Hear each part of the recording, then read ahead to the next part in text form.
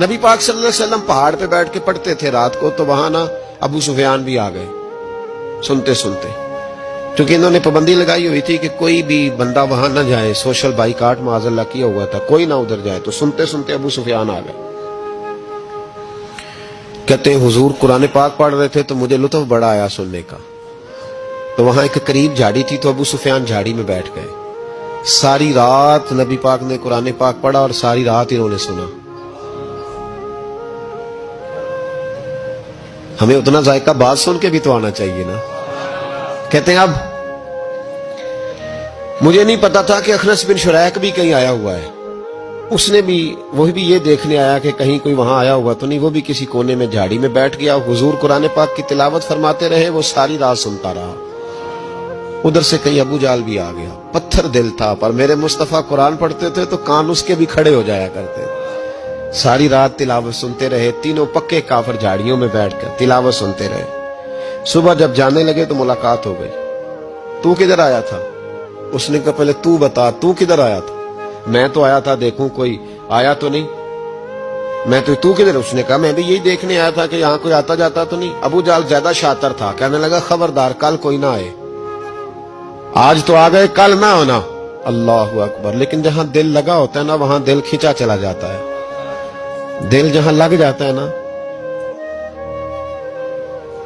وہاں دل کھینچا چلا جاتا ہے۔ یہ دل کا بھی اپنا ایک معاملہ ہے نا، اب لگ گیا تھا قرآن پاک کی تلاوت سے۔ کہتے ہیں رات کو اپنی چارپائی پہ لیٹے، درد اگرچہ جان کو ذل ہے، میں کیا کروں میرا دل ہے، غمیش کا اگر نہ ہوتا تو غم روزگار ہوتا، اور وہ مزہ آتش نے کہا تھا، وہ مزہ دیا ہے تڑپ نے کہ میری آرزو ہے یا رب میرے دونوں پہلوؤں میں دل بے قرار ہوتا۔ کہتے ہیں کہ اگلی شام پھر آئی، وہی کیفیت، وہی انداز، وہی شوق، چارپائی پہ لیٹے پر کانوں میں وہ آواز رس گھولے، لیٹا نہ گیا، اٹھے پہنچے، لیکن آج جگہ بدل کے بیٹھ گئے تینوں۔ صبح ساری رات سنتے رہے محبوب کی تلاوت، صبح اٹھے تو پھر چوک میں ملاقات ہو گئی، تو کدھر آیا تھا، تو کدھر؟ ابھی بات ہونے۔ ابو جال ذرا زیادہ شاطر تھا، کہنے لگا میں تو تم دونوں کا خیال کرنے آیا تھا، کہیں تم دونوں تو نہیں آئے، یہ دیکھنے کے لیے آیا تھا۔ اللہ اکبر۔ 3 دن مسلسل آتے رہے اور میرے مصطفیٰ کریم کا ساری رات قرآن پاک سنتے رہے۔ اب اخنس بن شریک کہتے ہیں کہ میں پورا قریب آ گیا، میرا دل کہتا تھا کہ یہ سچے ہیں۔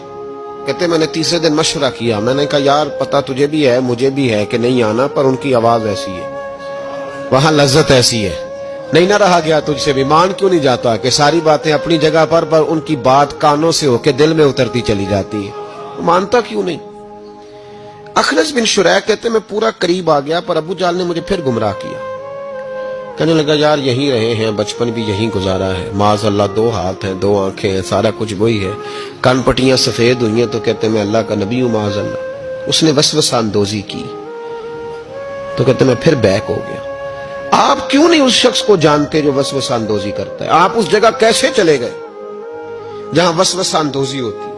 یاد رکھیں اس جگہ جائیں جہاں جانے سے دل صاف ہوتا ہے، جہاں جانے سے دل کا زنگ اترتا ہے، آپ کے وسوسے دور ہوں گے۔ وہاں جائیں جہاں ایمان کی، یقین کی، تیقن کی دولت بڑھتی ہے۔ کیوں وہاں جاتے ہو جو بیک کر دیتا ہے؟